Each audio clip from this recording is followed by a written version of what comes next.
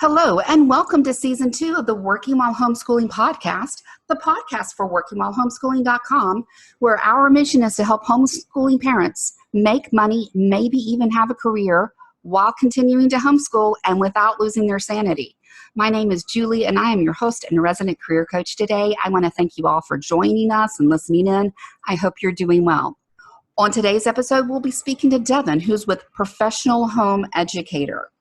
If you're an entrepreneur or business owner, this announcement is for you. Do you have questions about how to get more clients or wonder how you can do more with less? Do you have big, crazy dreams that you're not quite sure how to tackle? Or perhaps you're wondering how you could make a real income doing any of it? If you've said yes to any of the above, you should consider signing up for one of my business entrepreneur coaching sessions. Now, being your own boss is great, but working on your own doesn't mean you have to go it alone. Coaching is going to provide you the accountability and support you need so that you can reap the rewards of being a solo entrepreneur with less doubt, stress, and struggle.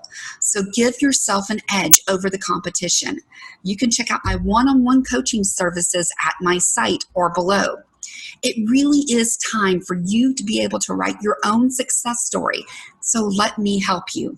Again, check out the link on my site or below. So Deven, can you introduce yourself? Maybe tell us a little bit about yourself. I'm Deven Vasco. I'm a homeschool mom, a leader in my community. We've homeschooled 15 years, and the leadership stuff that I do has grown into, I guess, a homeschool business now. Right. And you run like a homeschool cover school down there too, don't you? Yeah, I do. Right. Yeah. If anyone can tell, Deven comes from Alabama and very close to my hometown, so my southern accent's really strong today. So I'll just have to accept that. Every time I listen to somebody from Alabama, my accent comes back. So Deven is running a group called Professional Home Educator, which you can find on Facebook. But we were talking about, kind of taking that and turning that into a business versus, I hate to say hobby, but a hobby.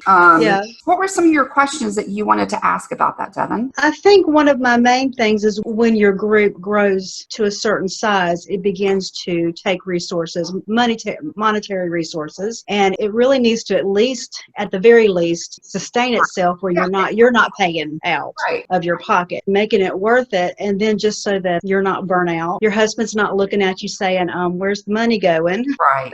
Yeah. So, it gets to, the hobby gets to the level where it has to be able to pay for itself.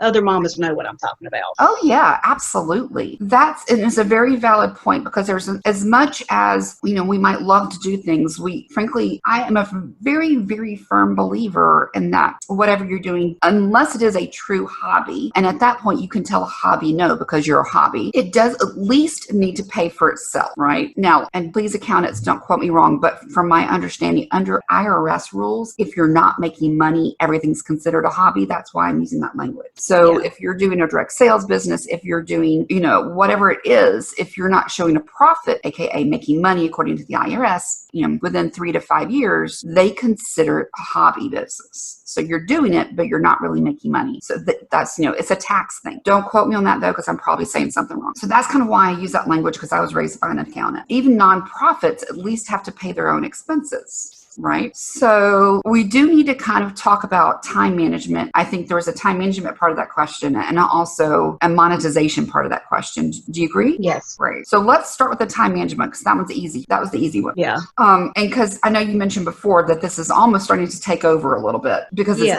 so big. Yeah, I'm a mother of 5, 4 are still homeschooling, 1 is graduated. The youngest is 4. Right. So really starting this summer, it started taking over my time where I feel like I'm running behind and not accomplishing everything and to my full opinion. I mean, I know that you can't do everything in life, but I can't call myself a homeschool mother if I'm not actually homeschooling. Right. So I feel like they're getting the short end of the stick. Oh, yeah. Oh, gosh. I've had that concern myself all the time, so I totally get it. I think the first thing you have to do is set clear boundaries. The book is called Boundaries by Dr. Henry Cloud and Dr. John Townsend. So if anybody's read that book, it's an older book, but I love the thing. I have to put put very hard markers on your time. Taking your calendar, taking like a paper calendar and laying out your week. So basically, we have to put clear delineators on our time. Set office hours. Yeah. And it's harder when you're home and you never leave your quote unquote office. Yes. So you have to almost work harder at leaving the office behind mentally. If you have your desk and everything set up in a different room, going away and literally shutting the door, making some like physical reminders for yourself that, okay, I'm out of the office now because I shut the door, and I leave it shut until I go back in the office. If your desk is in the middle of your living room or, a big open family space, then that makes it a little bit harder. Yeah. So, but doing something so mentally like you're forcing yourself to kind of leave that space, it's a little mind game trick. But when you're looking at your calendar, you start putting down all the things you have to kind of leave your house to do. And then I would honestly block in the time that you're doing the real quote unquote schoolwork with the youngest. Yes, and she's the one that needs it the most. Right. But at 4, they don't need a lot of time to do the quote unquote schoolwork. Yeah. So when my kids were that age, and I have the preteens now. But when my kids were that age, I kind of put that first in my day. Like, okay, get the first round of chores done, drink the first cup of coffee, and then we did schoolwork. Or work started. That way, at least I kind of felt like I was giving the homeschooling part of my day the first priority. Yes. Right. So like from 9 to 10, you're homeschooling the 4-year-old. You get whatever you've decided to do with the 4-year-old out of the way. Not that a 4-year-old really needs more than an hour and a half in any of that. Yeah. So at least you can say, all right, at least I got the required of what I wanted to accomplish today done. And then you can feel a little bit better and more flexible about your day. Yes. Now, as soon as my kids could read, and I would say it was probably around 3rd grade-ish, I started transitioning them to working independently, at least one class. Or I'll say, okay, go work on this worksheet and then come back to me when you're done. Like little bitty things, 5 to 10 minutes at a time. Yeah. And I'm sure you're doing that too. And then that way you're still available if they need you, but you're working, your older ones are, can come in and out as they need. But you quote unquote got your schoolwork done for the day. So you don't feel guilty. Oh yeah. You know what I'm saying? I know that feeling of guilt. Yeah. The only way I could work and homeschool at the same time is to actually make sure I got homeschooling done. And so I blocked off that time on my calendar. Like I didn't take phone calls. I didn't take emails. The deliveries got done after, like nothing happened. So you protect that time like it's sacrilegious if you mess up that time almost. That's kind of one of the things I did is I just put it down, block it off. And then I have to be hyper organized about how we use that time to make sure it actually gets done. Because I can't show up at 9 o'clock and say, oh, what are we going to do now? Because I only gave myself an hour or whatever. So being really organized with the kind of like what you want to do at that point, and then protecting it like gold, and then doing it first and getting it over with, especially with littles, I think, because, after lunch, they're kind of done for the day mentally, I think. Yeah, they are. You can't do it later. Yeah. First thing in the morning, she tends to be a 10 o'clock girl. Yeah. So I can set my time 10 to 12. Exactly. You just then you protect it, and that's done. You'll be like, oh, I need to do this. Oh, sorry, I can't. I have an appointment. So I'm all about mind gaming myself because that's the only way it works for me. Yeah. No, but that's a good idea because I've tried this summer. I very, very much tried to stick to my Google Calendar and paying attention to what's going on. I'll just schedule her in. Yeah. That's what I schedule her in. So nothing else can be scheduled then. Exactly. And then you choose how you're going to spend that time. And I'm a big fan of planning it out in advance so you don't have to think of it that day. At 10 o'clock, you're not trying to come up with something. Yeah. To me, that's stressful.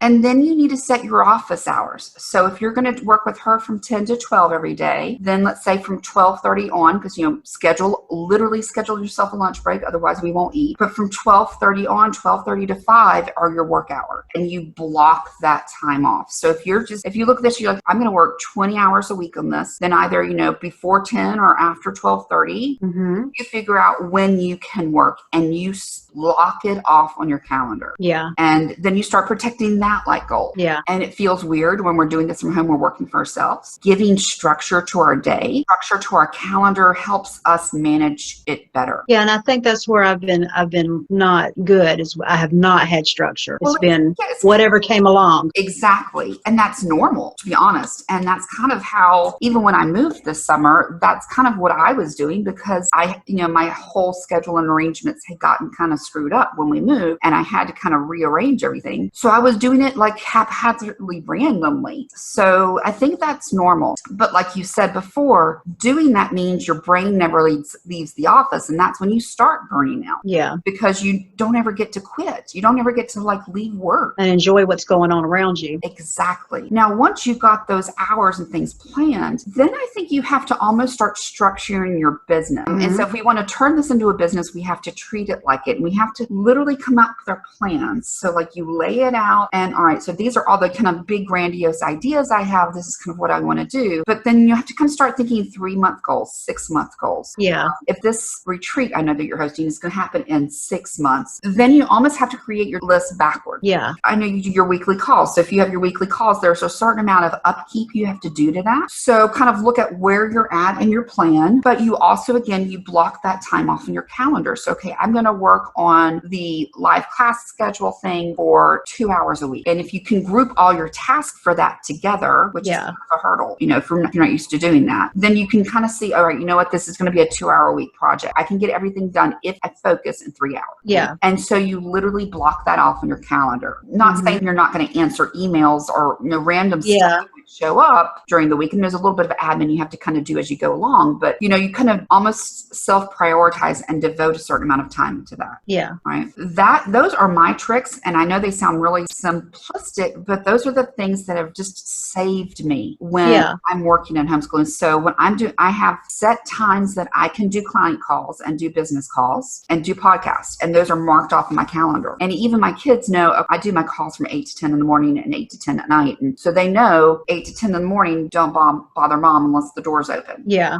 The door's open, it's a free for all. But if the door's closed, you just don't bother me till after 10. Yeah. And that's a good idea. Once you kind of get the kids trained, then it helps. And I just sit them down and explain, look, okay, these are my client calls. This is how I make money. So you cannot interrupt.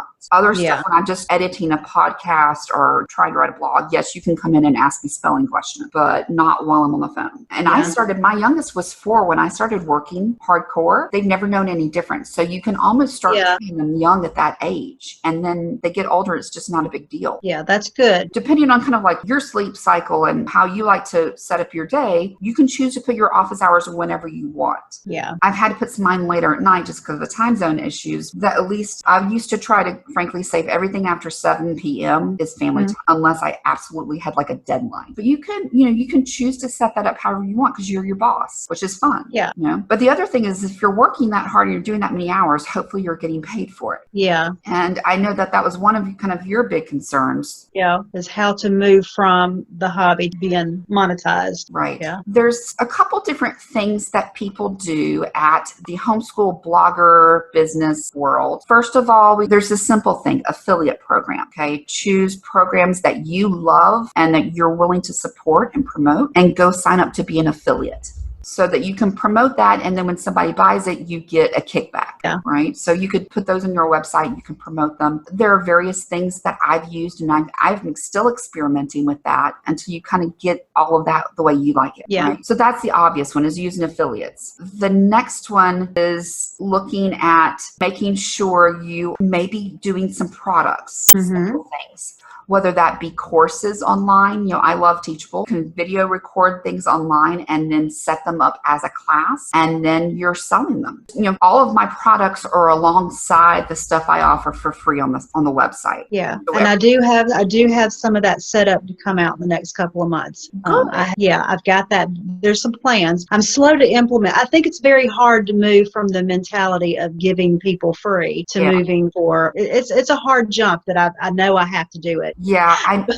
It's a hard jump. It is a hard jump. It is a very hard jump. If you're used to, frankly, not having to monetize your time, like time is money, then to do that, and then like, okay, what do you charge? And what's your time worth? And what are you comfortable charging? And what will people pay? Like, you almost feel guilty over it. Yeah. I totally get that. But your time is valuable, and your expertise, your knowledge is worth something. It's worth money. Don't feel like you can't charge. When I first started coaching teaching, I charge $25 an hour, which sounds like a lot, except that basically my competition was charging $800 to $900 an hour. And I'm like, I didn't feel comfortable charging $800 or $900 an hour. Yeah. And I also thought that that would price it out of people's price range. But when I started running my numbers and kind of running my expenses, I realized my expenses were more than $25 an hour. Like I wasn't even covering my expenses, much less paying myself. If you sat down and basically expensed your business out right now while you were doing all your taxes, everything that you're spending, and then you divided that into 52 weeks a year, you would see how much your business spends per week. Yeah. So like if you add up, okay, this is how much you're paying for internet, this is how much you're paying for this product, my newsletter product, Teachable, you start adding all that and then you divide that by 52, because we're not necessarily in a per hour business. So that's a little bit harder. Yeah. You divide that into 52, you're like, oh my gosh, my business expenses are $300 a week, or there's $50 a week or whatever, just for you to keep your doors open. Yeah, that makes And good that's sense. the first hurdle, right? It's like, okay, in order to break even, I have to make $300 a week. Yeah. So how do we do that? To me, that's always the first goal, is at least just cover your own expenses. What kinds of things can you do to cover that? Affiliate program is good, but it's kind of haphazard and random. It usually comes in small amounts. Yeah. There are even some affiliate programs that I've signed up with that you can be making money, but they kind of hold it for you until you hit a certain amount. They don't pay until you hit 50 or you hit 100. So you could be making these little bitty amounts all along, but you're not actually getting your income yet. Mm-hmm. To me, you're not really making it until it hits your checking account. Affiliate programs can be good, but that's just like step one. And then you can start looking at products, and you've got some coming out. You might want to kind of do some research online on how to start promoting that and how to integrate it into what you're already doing naturally. Yeah. I originally started the podcast to get the word out about the website, and it's almost naturally flipped. Is basically people go to the podcast first and then they go to the website. Like, how do you start marketing this? How do you start getting out the business? And obviously you're doing that well because you have a really large following already. That's not the problem. So when you start getting the courses out, you've already built trust and relationship with everybody. As long as you really believe in those courses, people are going to be willing to purchase it from you and support you versus someone else because they already like it. That's kind of the first thing, is making sure that you are looking at ways to start. If you're building your own stuff, you're promoting other people's stuff for you to make money. And then I know that you've been doing some almost consulting work on homeschooling parents. You're not charging for that at this point, right? Well, yes and no. Okay. I have the church school in Alabama, which is one of the legal ways to homeschool, and they do pay a yearly fee. So I've got that, but then now it's not just the cover school. I have emails all day long. If I did not sit down my phone, I would be on the phone all day long. Oh yeah. So that's almost its own business, right? So the cover school is paid for itself. Is one, and it pays for itself, and then there's the everyone else. So set office hours for that. And I love them. If anybody hears me, I'm not complaining about talking to you. That is not the issue here. Right. But I would not ever want to hurt anybody's feelings. Of course not. But listen, homeschoolers understand time is valuable, and there's a very, very limited, there's no way hours in a day. Right. You cannot make more than 24 hours in a day. You can make more money, but you can never make more time. Yes. So to me, time is almost more valuable than money. Okay. Time equals money, yes, but time is more, to me, since it's a limited commodity, I value my time more than I value money. I know that sounds awful. I shouldn't be saying that. No, it's reasonable. So if you have a cover school business, it's almost like that's its own business. You create office hours, advertise them, let everyone know, hey, everyone, in order to better manage my time, I've set my office hours between 9 and 10 before you start, get it out of the way if you feel like it, 9 and 10. And you can schedule, if you need to speak to me, you can schedule time during that. And I will also try to respond to your emails between 9 and 10 in the morning or after the kids go to bed. Yeah. I think that's fair and reasonable. Yeah, I think so too. When you're trying to run a business like that, where you are basically, they're paying for you to do some paperwork for them, but they're also paying for you to be a resource for them. You want to be available, but I think it's reasonable for you not to be available 24/7. Yes, I think so too. You don't want to be taking calls at 2 o'clock in the morning, obviously. So I think homeschool moms in general are pretty reasonable bunch. They get it. Yes, they are. Exactly. If you say, okay, I can speak to you between 9 and 10 any morning this week, or I can speak to you after 8 p.m. after the kids go to bed, or after 9 p.m., whatever. I think they get that. I know when I signed up a cover school down in Alabama, there was like a park day. She's like, I'll be there. You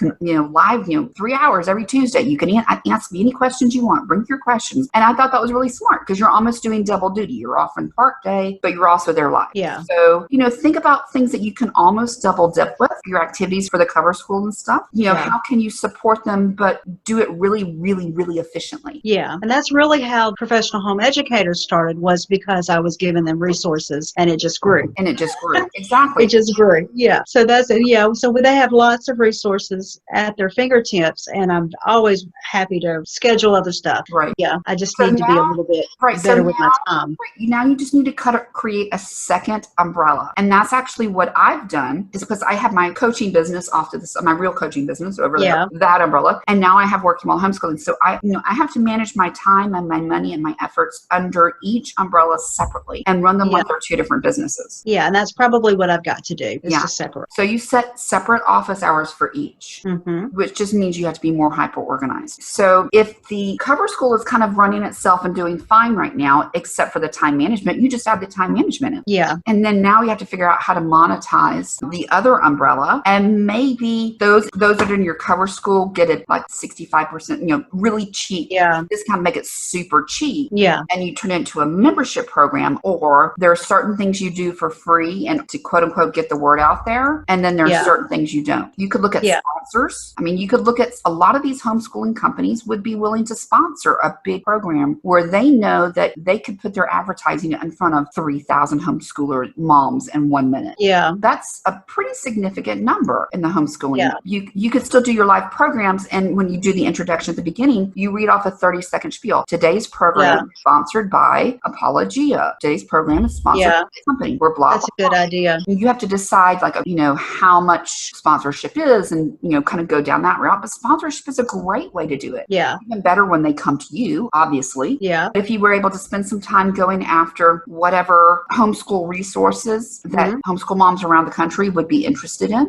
then I think, that's a great way to do it. Maybe they sponsor 2 of your live sessions on Saturdays. Maybe they sponsor 10. Maybe they're willing to, I know you just did a homeschool expo locally. Yeah. If you had sponsors for that, it's almost the same thing. Yeah. Except it's national. Yeah, that's a good idea. Sponsorship is great. Selling your own products is great. Having the quote unquote homeschool, sponsor your professional home educator thing. One in the middle, you can fake it and sponsor yourself. In between, on my podcast, I've promoted hey, I'm an affiliate for this conference that's coming up, and I'd love for you to join us. And here's the information. So you can put your own little commercials in there too. Yeah. You can cross-pollinate a little bit. Yeah. But when it comes to the consulting part, you might need to set a limit on how much they get for free under the cover school. Yeah. So they get, I don't know, maybe they get 6 hours. That's 12 half-hour conversations. Yeah. Or something. And then after that, everything's a charge. Everybody outside the cover school, you should be charging time. Yeah. And then just advertise it. And as long as you don't, it's a little bit of a mind game. As long as you feel you're worth it, they will feel you're worth it as well. Mm-hmm. Yeah, that makes sense.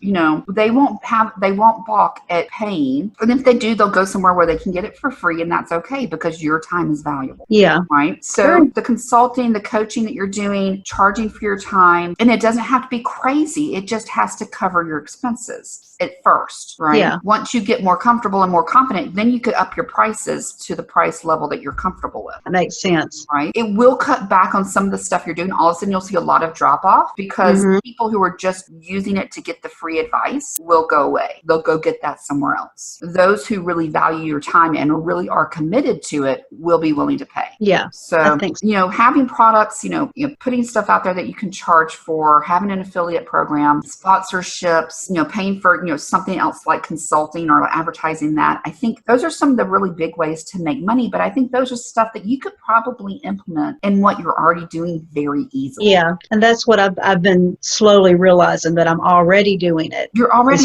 doing it.